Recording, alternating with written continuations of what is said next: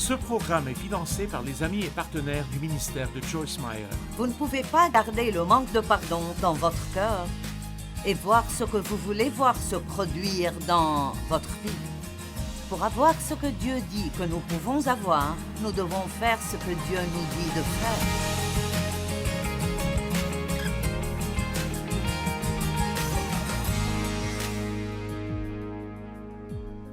Ce matin, je veux vous parler de porter du fruit dans les moments difficiles. Vous savez, ce n'est pas difficile d'être gentil quand tout va bien pour vous, quand vous vous sentez bien, quand vous n'avez pas de gros problèmes, quand vous pouvez faire du shopping ou si vous partez en vacances. Ce n'est pas difficile d'être gentil avec les gens dans ces moments, mais ça devient plus difficile lorsque tout dans votre vie semble aller mal, et c'est en train d'aller mal depuis un bon moment. Oui. Amen.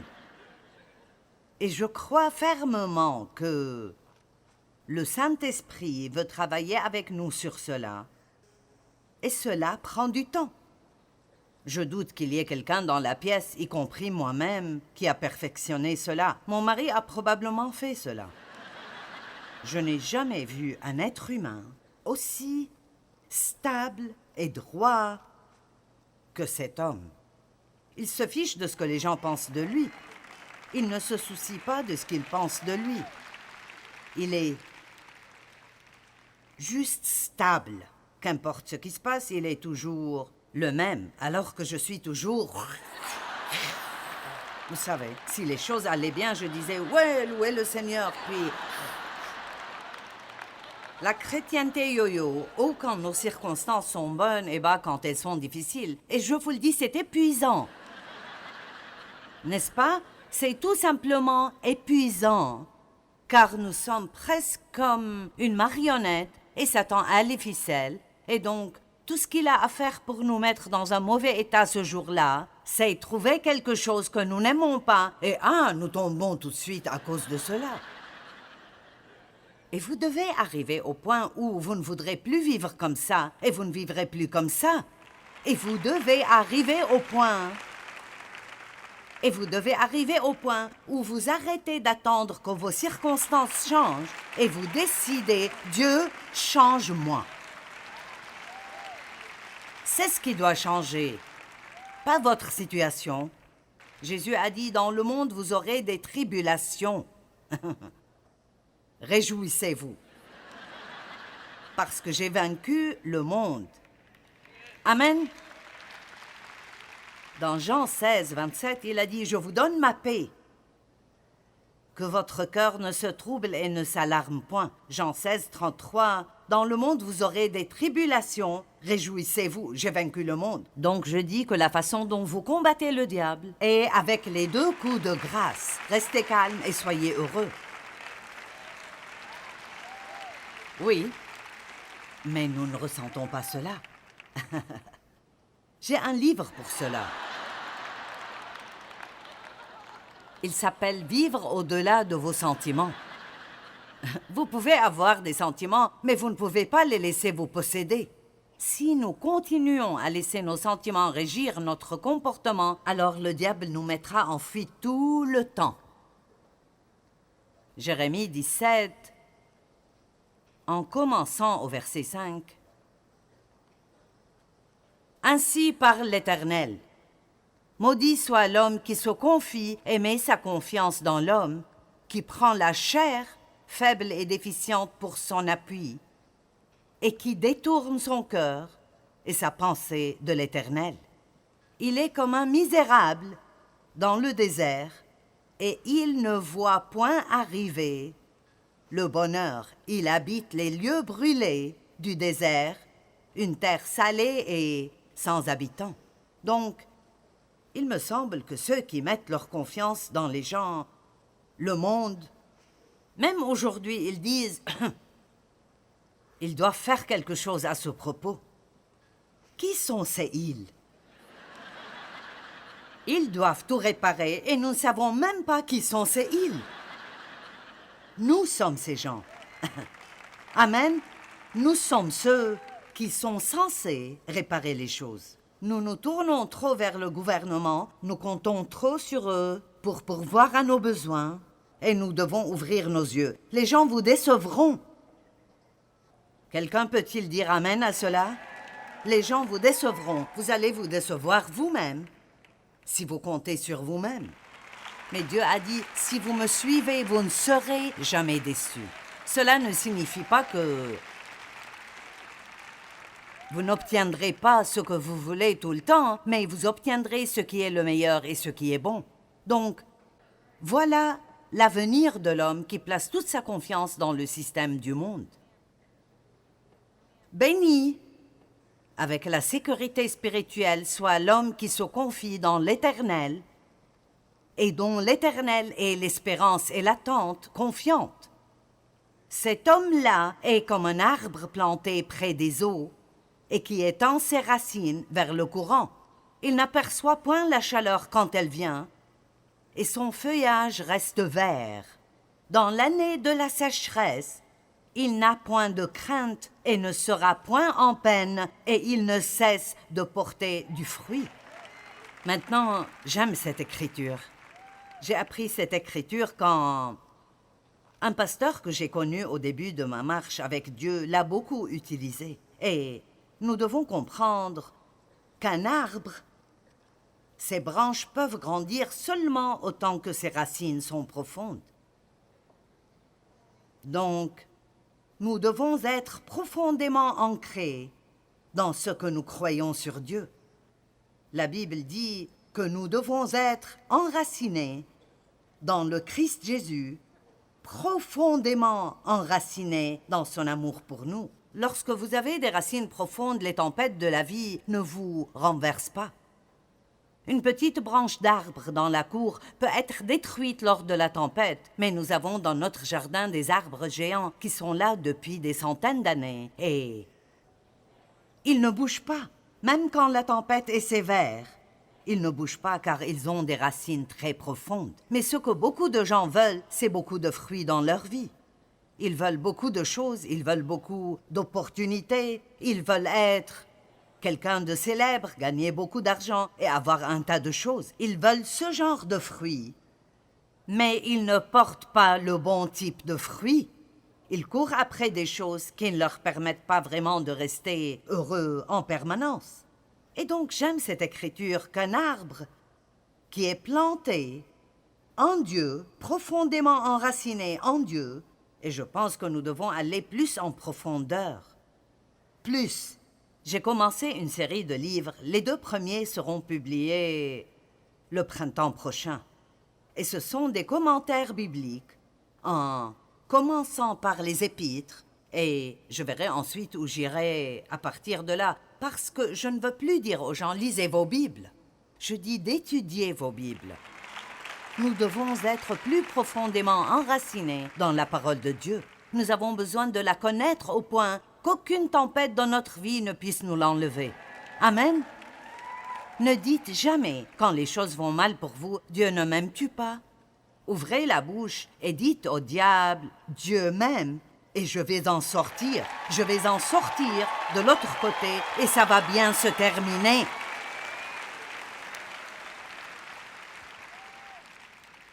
Nous avons tous des tempêtes dans la vie. Vous n'allez pas vivre et avoir une vie parfaite et ne jamais avoir de problème. Mais nous voulons grandir jusqu'à ce que même pendant les pires moments de notre vie, nous sommes si profondément plantés en Dieu que nous pouvons toujours porter de bons fruits. Amen. Quelqu'un a-t-il besoin d'entendre cela?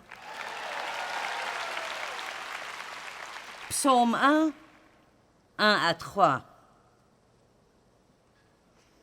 Heureux, fortuné, prospère et favorisé par Dieu, l'homme qui ne marche pas selon le conseil des méchants, ne suit pas leurs conseils et exemples, qui ne s'arrête pas sur la voie des pécheurs et qui ne s'assied pas en compagnie des moqueurs. Je vais dire rapidement, c'est important avec qui vous passez votre temps. C'est exactement ce qui est écrit. L'homme qui s'assied dans la compagnie des pécheurs et écoute leurs conseils va avoir des ennuis parce que vous devenez conforme à ce qui vous entoure si vous restez assez longtemps. Amen. Si vous écoutez mes enseignements, jour après jour, vous commencerez à me ressembler et à dire des choses comme moi.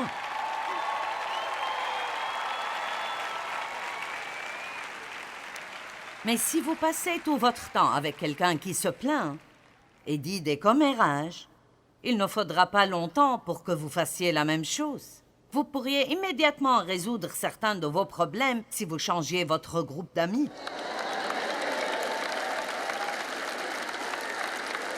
Amen. Joignez-vous à des gens pieux,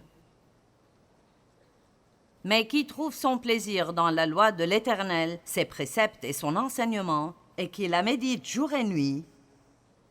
Cet homme-là est comme un arbre, planté fermement près d'un courant d'eau, qui donne son fruit. Le fruit est vraiment partout, en sa saison, et dont le feuillage ne se flétrit point.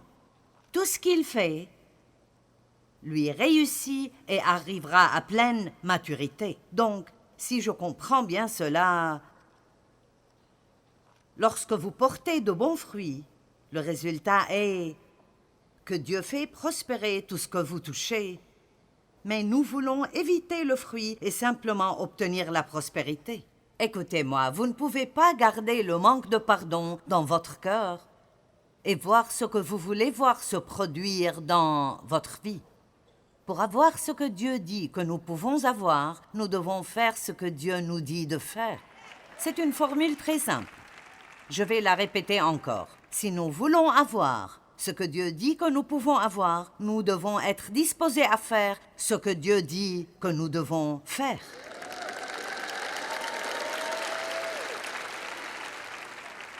Une fois, je me plaignais parce que j'avais l'impression que il y avait des choses que Dieu m'avait dit que je ne pouvais pas faire, mais que d'autres personnes faisaient.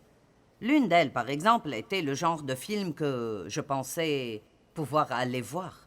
Et il y a beaucoup de choses que j'aimerais voir que je sens que je ne peux pas voir à cause de certaines choses dedans. Et pourtant, je connais beaucoup de personnes, même des membres du ministère, qui n'ont aucun problème à voir ce genre de film, mais vous n'êtes pas responsable de ce que font les autres, mais seulement de ce que vous faites. Je me suis plaint un jour à Dieu. Eh bien, je ne sais pas pourquoi tu es si strict avec moi, tu sais. Ils peuvent le faire et pourquoi ne le puis-je pas aussi? Et vous savez ce que Dieu m'a dit? Écoute, tu as demandé beaucoup, tu le veux ou pas?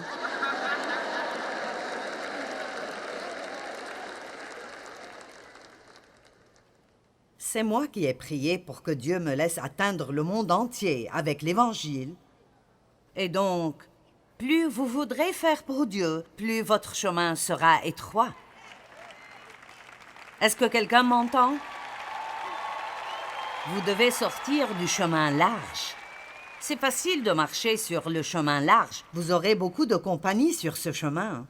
Mais Jésus a marché sur un chemin étroit, et quiconque veut finir avec le genre de vie que Dieu dit que vous pouvez avoir, je veux dire, la vie au-delà de tout ce que nous pouvons imaginer. Et pour moi, une partie de cette vie consiste à avoir toutes sortes de problèmes imaginables sans que cela ne vous dérange. Combien d'entre vous pensent que c'est une bonne vie à avoir? Qui aimerait simplement ne pas se soucier de ce que les gens pensent de vous?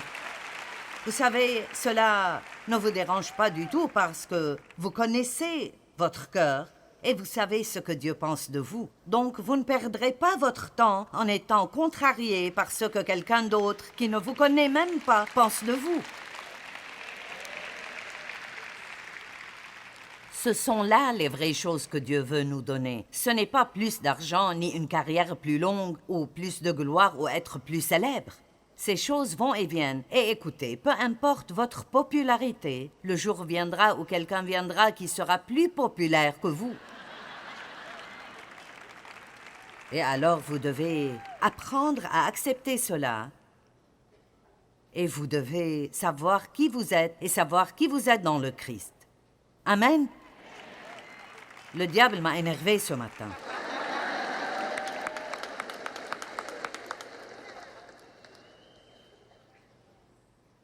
Il sera comme un arbre planté près d'un courant. Puis, dans une année de sécheresse, il continuera à porter ses fruits. Il ne suffit pas de porter un peu de fruits quand tout va pour le mieux. Peut-être que nous pourrions être honnêtes et nous poser quelques questions aujourd'hui. Combien est-ce difficile pour vous de garder votre sang-froid lorsque vous êtes sous pression? Je lance juste quelques trucs. Peu importe. Combien est-ce difficile pour vous de continuer à être bon envers les autres quand il semble que rien de positif ne se passe pour vous? Quelle mesure de paix maintenez-vous lors des épreuves personnelles?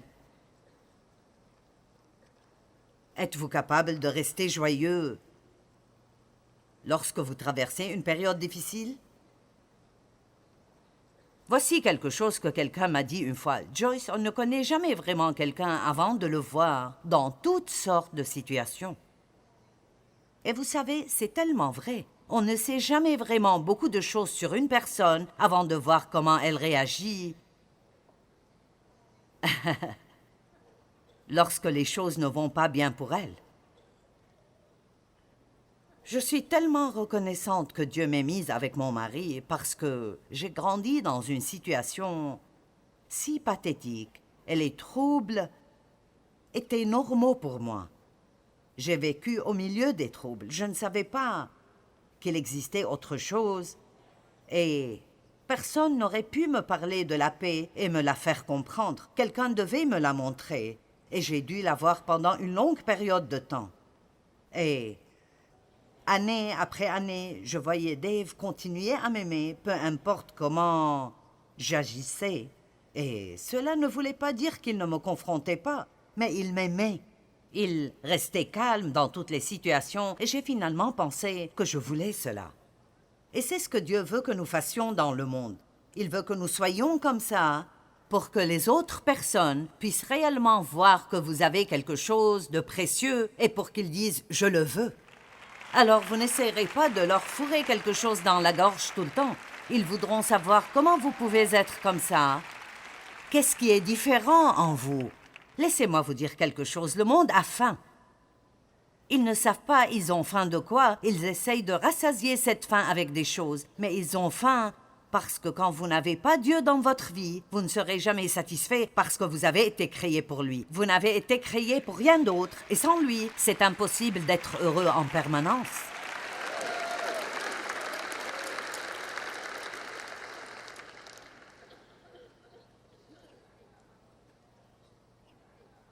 Vous ne voyez jamais la personne réelle avant de la voir sous pression. Parce que la pression, ça montre ce qu'il y a à l'intérieur, n'est-ce pas? Maintenant, dans Colossiens 3, 12 à 15, l'apôtre donne une liste très détaillée du comportement chrétien acceptable. Que tout le monde dise comportement. Vous voyez, évidemment, la première chose qui compte est ce que nous croyons. Mais la foi sans les œuvres est morte, a dit Jacques. La foi vient toujours en premier. Mais les bonnes œuvres devraient suivre. Maintenant, si vous avez juste de bonnes œuvres et aucune foi en Dieu, alors c'est inutile car nous ne sommes pas sauvés par nos œuvres. Mais si nous sommes sauvés par la foi et nous devenons une nouvelle personne en Christ et il vit en vous, ça devrait alors être un désir très naturel de vouloir faire de bonnes choses. Mais nous devons grandir dans cela et apprendre de nouvelles habitudes et apprendre de nouvelles façons de réagir. Littéralement, au moment où vous êtes né de nouveau, vous entrez dans l'école de Dieu. Et vous irez à l'école jusqu'au jour où il reviendra vous prendre.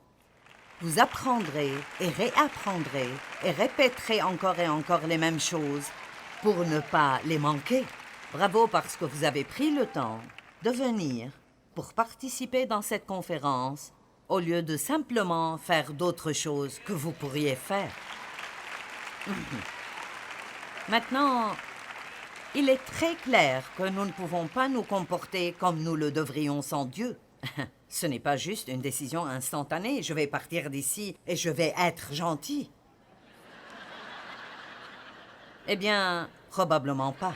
Vous savez, je peux être gentil toute la journée quand il n'y a personne à la maison, mais c'est quand les gens rentrent à la maison que j'ai des problèmes. S'il n'y avait pas de monde, je pourrais être si pieuse.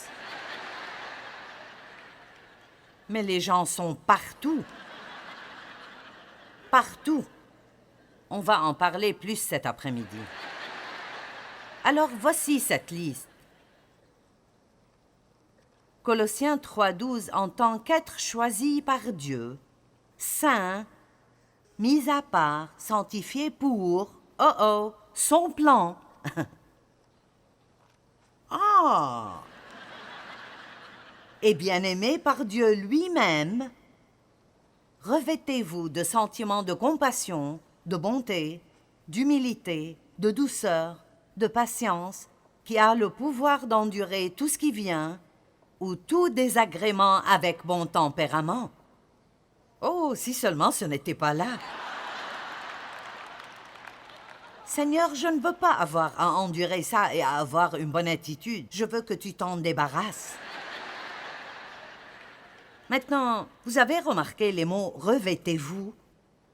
Revêtez-vous de sentiments de compassion, de bonté, d'humilité. Ces mots « revêtez-vous » se trouvent à plusieurs endroits dans la Bible et c'est devenu une phrase très importante pour moi, car j'ai appris que cela signifie que je dois faire ces choses exprès. Aucun de vous ne s'est mis devant son armoire ce matin pour juste laisser vos vêtements se décoller du support et venir sur votre corps. Vous deviez les choisir et les mettre sur vous. Et certains d'entre vous ont mis quelque chose, ça n'avait pas l'air bien. Vous l'avez enlevé, vous avez mis autre chose. Je l'ai fait ce matin. Bonté divine. J'avais de l'argenté à l'arrière de mon pantalon et du doré sur le devant de ma chemise. Et vous savez, toute dame sait que ça ne marche pas. Il fallait coordonner. Et puis, toutes mes valises étaient bien rangées et fermées. Et je n'avais que des boucles d'oreilles en or. Et je devais ouvrir la valise et je devais sortir les affaires. C'est incroyable ce que nous faisons pour sortir devant les gens et dire « Regardez-moi, je suis bien habillée ».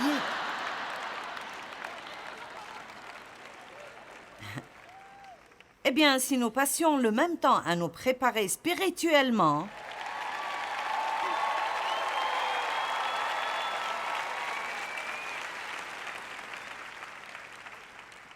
et si vous vous leviez le matin et adoptiez une attitude qui ne vous va pas,